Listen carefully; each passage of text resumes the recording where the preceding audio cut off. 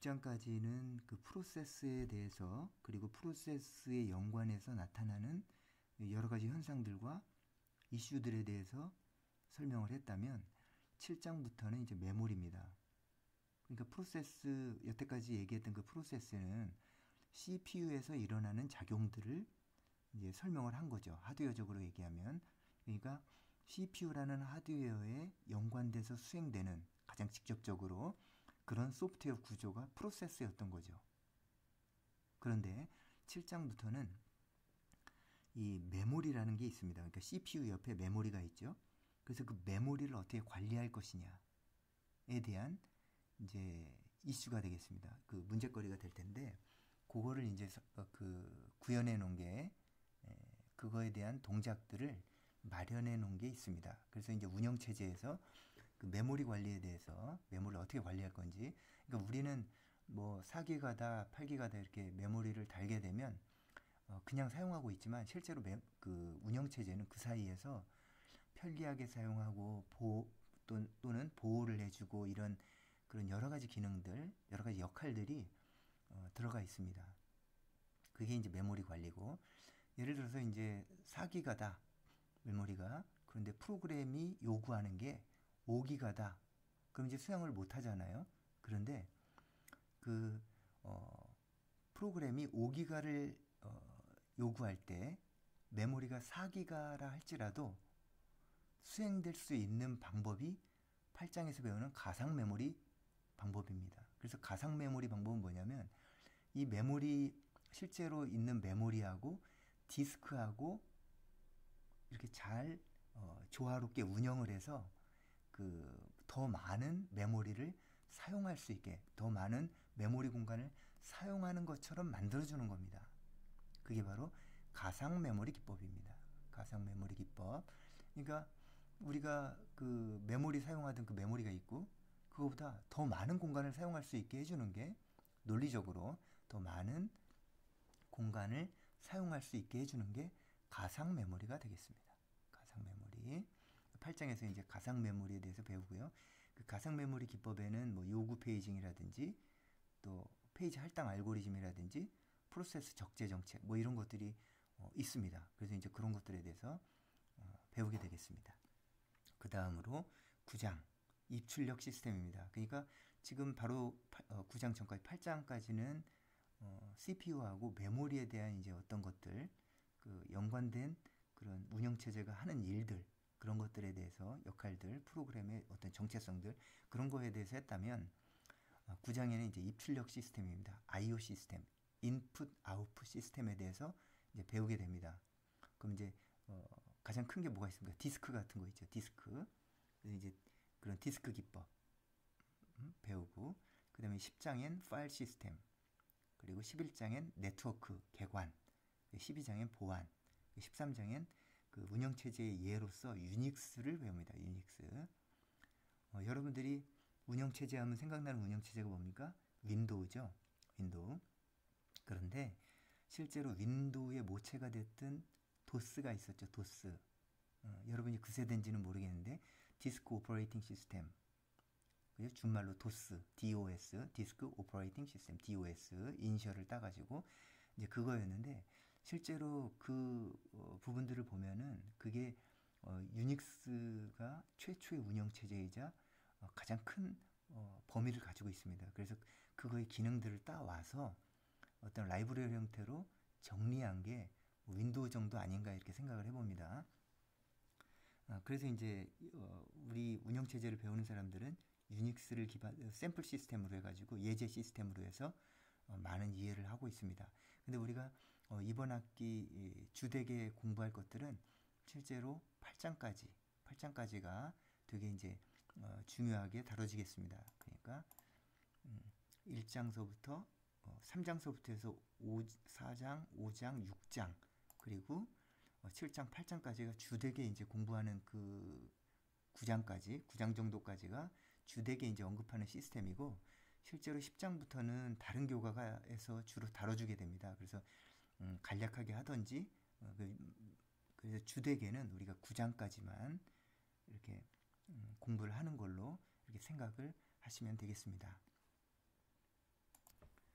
자, 1장입니다. 1장은 그 컴퓨터 하드웨어를 구성하는 프로세서, 그리고 메모리, 주변 장치, 시스템 버스, 이런 이제 구성 요소들이 있습니다. 그런데 우리가 강의 소개에서도 이야기했던 것처럼 그 프로세서하고 메모리, 이게 이제 주된 컴퓨팅 장치가 되겠습니다. 그러니까 주된 요소가 되겠습니다. 그래서 이런 하드웨어들의 하드웨어들이 어떻게 그 구성되었는지, 그리고 우리가 소프트웨어적인 관점에서 그 하드웨어를 어떻게 바라볼 것인지, 이제 이런 부분들을 중심으로 해서 그 1장을 보게 되겠습니다. 그래서 메모리의 역할과 그 계층 구조, 그 메모리는 이제 저장 장치지요. 근데 이 저장 장치들이 뭐 어떤 순서로 계층이 되어 있다, 이제 그런 부분들, 그리고 컴퓨터 시스템의 이제 동작 원리, 그리고 프로그램의 기본 단위가 되는 그 명령어 구성과 그 실행 주기를 알아본다. 프로그램의 기본 단위인 명령어, 그리고 그 구성, 실행 주기, 이거는 실제로 컴퓨터 구조라는 교과목이 있습니다. 그래서 여러분들이 그 컴퓨터 구조라는 교과목을 배우면 실제로 컴퓨터가 하부에서 하드웨어가 그 펌웨어 수준에서 어떻게 수행되는지를 이렇게 보게 됩니다. 그래서 이걸 보는 것이 이제 매우 중요한데, 그래서 운영 체제를 듣기 전에 컴퓨터 구조를 이해하는 것은 매우 많은 도움이 된다고 말할 수가 있겠습니다. 거의 필수적인 도움이 될 겁니다. 그리고 인터럽트의 개념과 그 처리 과정을 알아봅니다. 인터럽트의 개념과 처리 과정. 우리가 그 인터럽트라고 하면은 실제로 하드웨어 자원 중에서 정말 뺄 수가 없는 그 아주 중요한 자원이 되겠습니다. 그래서 우리가 실제로 응용을 수행하건 무엇을 하건 간에 이 인터럽트 없이는 어떤 일도 해결되지 않을 정도로 많이 개입이 되어 있습니다. 그런데 실제로 모르죠, 잘. 이제 그런 개념들을 운영체제 그 1장 하드웨어 이해에서 이제 보게 될 텐데, 이 부분도 컴퓨터 구조라는 그 교과에서, 하드웨어를 이해하는 교과에서 충분히 배우고 오면 소프트웨어적인 개념들로 이렇게 배우기가 매우 수월해지겠습니다. 컴퓨터 시스템의 하드웨어 구성을 보면, 자, 컴퓨터 시스템, 데이터를 처리하는 물리적인 기계 장치다. 그럼 기계 장치인 하드웨어와 어떤 작업을 지시하는 명령어로 작성한 프로그램인 소프트웨어로 이제 구성이 된다. 그래서 기본적으로 하드웨어하고 소프트웨어로 구성이 되는 게 컴퓨터 시스템인데, 기계 부분을 하드웨어라고 하고, 그리고 수정이 가능한 소프트웨어로 만들어진 그 프로그램으로 만들어진 그 소프트웨어로 구성이 된다. 이렇게 이해하시면 되겠습니다. 컴퓨터 하드웨어는 프로세서, 그리고 메모리, 그 주변 장치로 구성이 됩니다. 그래서 이런 세 가지 요소를 시스템 버스로 연결이 된다, 이렇게 되어 있는데, 시스템 버스 하면은 뭐 BUS, 우리가 그 타고 다니는 버스하고도 사실 스페링이 같죠. 그 의미는 뭐냐면, 우리가 아는 버스는 사람을 나르죠. 목적지에서 목적지까지, 탄 곳서부터 목적지까지, 이런 식으로 사람을 나르는데, 이 시스템 버스는 시스템 내에 있는 데이터를 나르는 게 됩니다. 그러니까 이 버스는 여기 중간에 써있는 이 시스템 버스, 요거는 시스템은 뭐예요? 이 전체죠. 이 전체가 이제 시스템인데, 이 시스템 구성 요소들 간의 프로세서, 메모리, 입출력 제어기를 통한 입출력 장치 간에 데이터를 전송하는, 데이터를 나르기 위한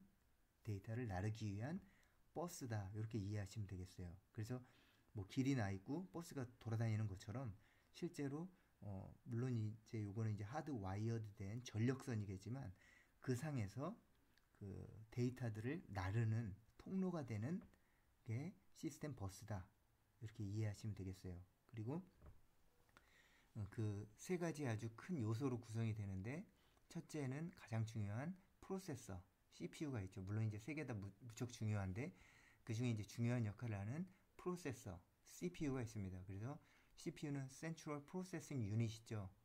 중앙 처리 장치, 중앙 처리 장치 이렇게 이제 CPU가 있습니다. 우선 그럼 그 CPU는 뭐 그 안에 연산을 수행하는 연산 장치, 그리고 그 데이터를 저장하는 레지스터, 여기 이제 템포러리 데이터라고 해서 임시 데이터를 잠깐 동안만 저장합니다.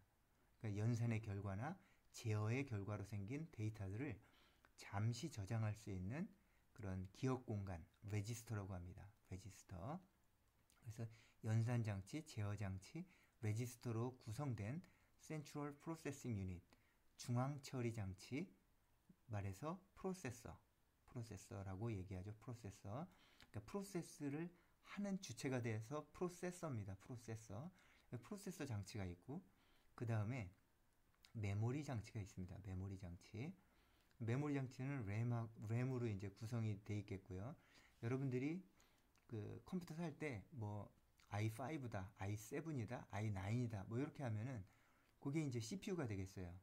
그리고 내가 메모리를 뭐 4기가를 할 거냐, 8기가를 할 거냐 이런 거는 요 메모리 장치가 되겠습니다.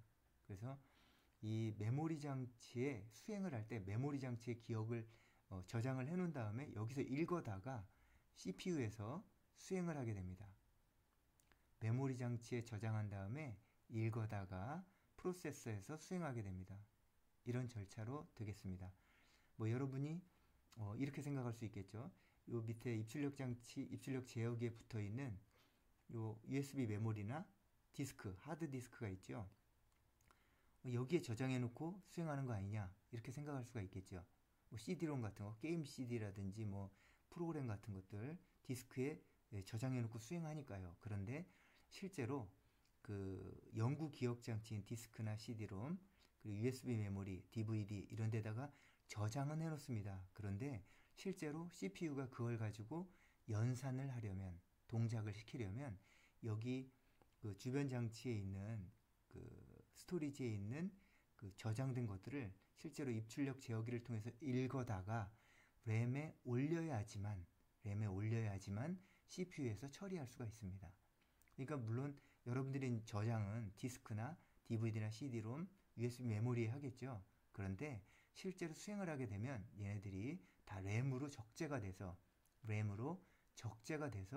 램에 있는 것을 CPU가 시스템 버스를 통해서 읽어가서 수행을 하는 절차로 진행이 되게 됩니다. 아시겠죠? 만약에 그 특징들이 조금씩 다릅니다. 뭐 예를 들어서 이쪽은 정말 시스템 버스에 직접 붙어 있는 CPU나 램은 정말로 빠릅니다.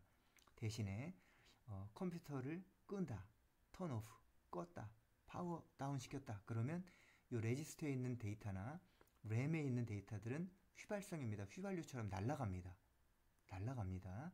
그런데 아무리 꺼도 디스크나 CD-롬, USB에 저장된 것들은 날아가진 않습니다. 그런 그 입출력 특성이 있고, 또 다른 특성은 뭐냐면 여기는 무지하게 빠릅니다. CPU에 있는 레지스터가 가장 빠르죠. 그 다음에 램, 이런 순서로 빠릅니다. 비교할 수 없이 빠릅니다. 그런데 이 디스크는 굉장히 느립니다.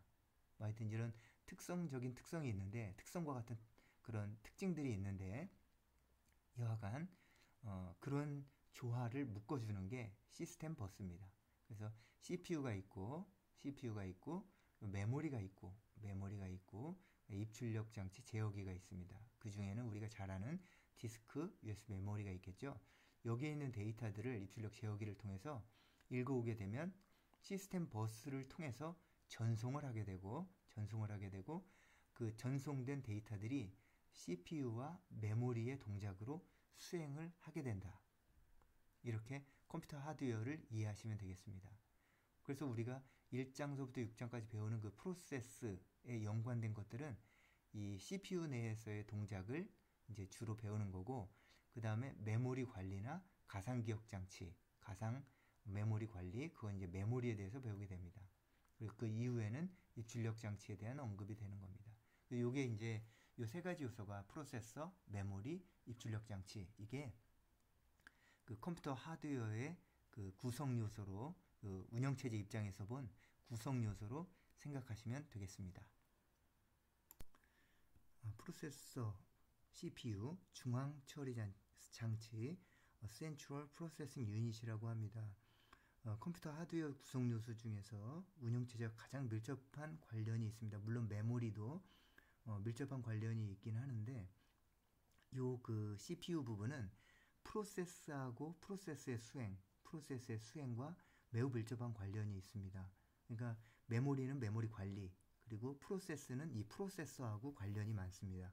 요 그 하드웨어 구성 요소를 보면은 우선 레지스터, 그리고 연산 장치, 제어 장치 이렇게 되어 있는데, 이 프로세서는 제어하고 연산하는 역할을 합니다. 근데 요 두 개의 활동을 할 때 활동 결과를 어딘가에 이제 저장해 놓습니다. 그게 바로 레지스터입니다. 레지스터.